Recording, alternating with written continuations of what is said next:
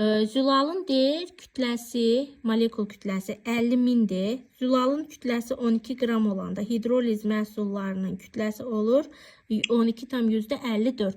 Gəlin birincisi biz yazaq. Zülal hidroliz eləyəndə nə alınır?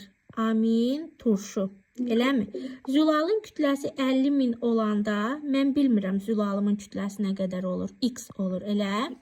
Bəs 12 olanda nə qədər olubdu zülalın amin turşu hidroliz məhsulunun kütləsi? 12,54 olur da.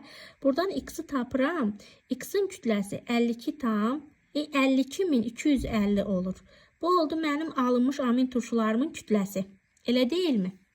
Buradan da mən bilirəm ki, zülal hidroliz eləyəndə suyu özünə birləşdirir də hidroliz zamanı. 12 qram zülal var idisə, indi bunun kütləsi olub 12,54. Aradakı kütlə artımı nə qədərdir?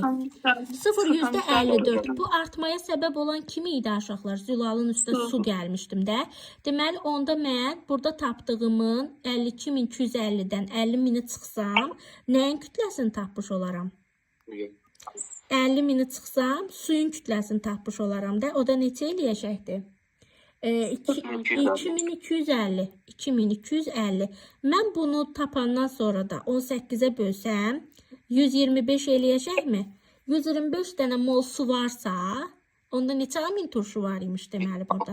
126 dənə amin turşu var imiş. Aydın oldu?